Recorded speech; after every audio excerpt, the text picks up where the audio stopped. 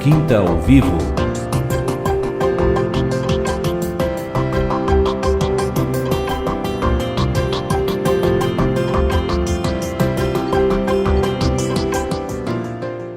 Boa tarde, estamos aqui em mais um programa Quinta ao Vivo, nessa tarde abençoada de quinta-feira.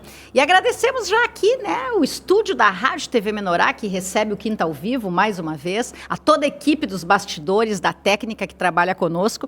E queria dar as boas-vindas já à nossa irmã Esther Cruz, aqui de Cachoeira do Sul, nesse momento. Mas nós vamos conhecer hoje um pouquinho a história da Esther, de onde a Esther vem, E queríamos dar as boas-vindas para ela e já começar, Esther, Onde tu nasceu, qual foi tua cidade, como tu conheceu o Evangelho do Reino, conta tudo para nós.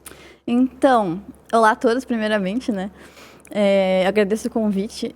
Eu nasci em Cachoeira do Sul, nasci aqui e morei aqui por um bom tempo, morei aqui até os 10 anos, E como meu pai é militar, a gente morava aqui no interior de Cachoeira e a minha mãe conheceu a igreja muito cedo. Foi antes dos anos 2000, por ali. Meu pai demorou um pouquinho mais para vir para a igreja, mas ela veio primeiro. E aí nós frequentávamos a igreja há um tempo, A gente já estava aqui faz um tempo. E moramos aqui por 10 anos. Só que aí, quando eu tinha 10 anos, a minha família se mudou, Meu pai foi transferido para Santarém, no Pará. E longe? Aí, muito longe.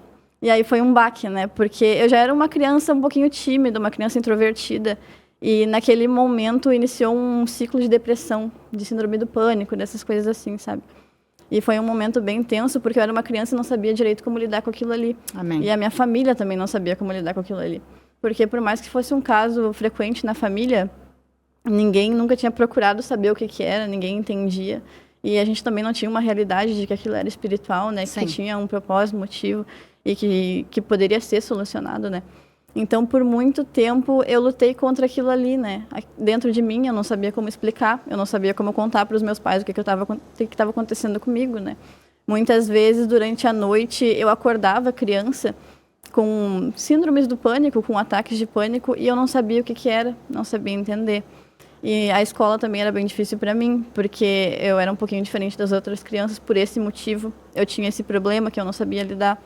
Então, tudo isso aconteceu quando a gente se mudou já. Já existia um início ali, mas piorou muito quando a gente se mudou. Sim. Então, aí a gente foi para Santarém, Ficamos lá por 3 anos. E aquele período foi bem complicado. Foi um período bem intenso para mim. Foi o período onde eu comecei a tomar remédio antidepressivo pela primeira vez. Com que idade, Esther? Eu tinha, creio que, de 10 para 13 anos. Foi muito naquele nova, período. E a escola era bem difícil. Tudo ficava mais difícil por causa desse problema, Tudo que eu ia fazer, eu sentia um peso e algo me prendendo, Sim. Uhum. Porque era complicado. Tudo que eu ia fazer era como se fosse um gigante. Tudo parecia muito pior do que realmente era. E ninguém sabia como lidar, E foram aí que começaram, Comecei a ir em psicólogo, psiquiatra, comecei a tomar remédio. E nada nunca resolveu, Nada nunca solucionou o problema. E nisso a minha família também passou por alguns problemas, porque era a primeira vez que a gente estava se mudando. Meus pais estavam saindo da cidade natal deles pela primeira vez. A gente foi lá para o outro lado do Brasil, A gente morava com a nossa família no mesmo pátio ali, Então a gente estava sempre muito acostumado a ter aquela convivência com a família. E quando a gente se mudou, foi para outro lugar, a gente estava sozinho. Naquele lugar, não conhecia ninguém. A gente podia ver a família uma vez por ano, Porque era tudo muito longe. E era um lugar totalmente diferente do que a gente estava habituado. Era Santarém, então tudo é diferente, A comida é diferente, a temperatura é diferente, a cidade é diferente, as pessoas são diferentes. E foi um baque muito grande. Foi um baque para o meu irmão também, que era mais novo, ele devia ter uns 5 anos na época. Então toda a família sofreu bastante. E o meu pai ficava muito tempo longe de casa, então isso já acarretou vários problemas, E neste período as coisas foram acontecendo meio assim, sabe?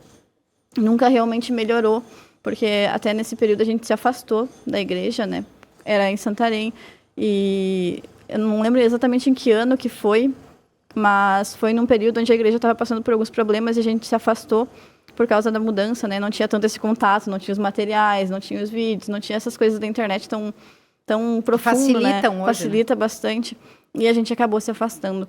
E isso piorou bastante, Porque a comunhão com Deus, a comunhão com os irmãos, tudo isso acaba piorando a situação. Então, foi um período bem intenso e a gente acabava cada vez mais se distanciando do Senhor, Então, era algo bem complicado.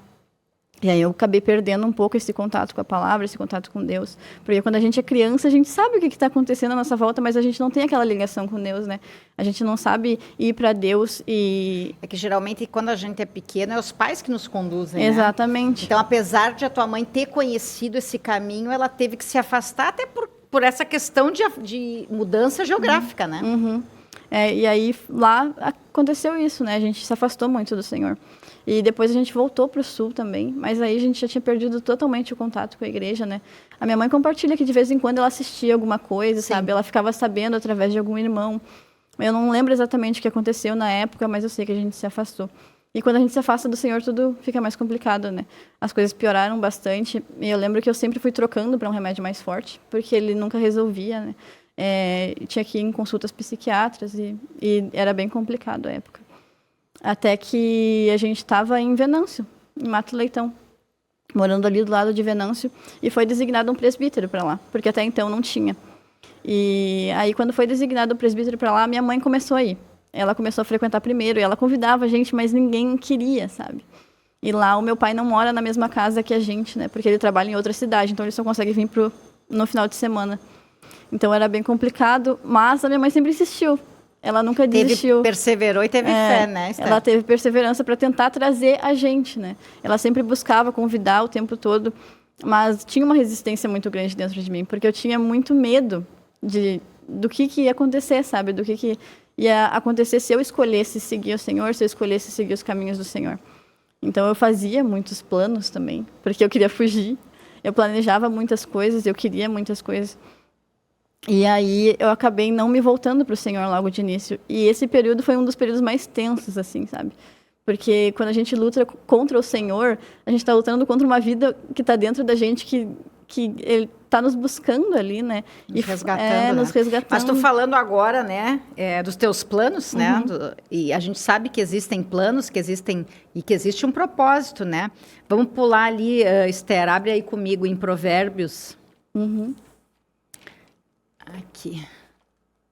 Provérbios. Aqui. Provérbios 19, 21. Vamos ver o que diz. Leia para nós, Esther. Provérbios 19, 21. Provérbios 19, 21. Muitos propósitos há no coração do homem, mas o desígnio do Senhor permanecerá. E é assim que a gente termina o primeiro bloco, porque esse assunto só começou, né? E nós vamos saber um pouco mais do que aconteceu depois na vida da Esther. Fica aí conosco. Agora acompanhe os investidores do reino. Quinta ao Vivo.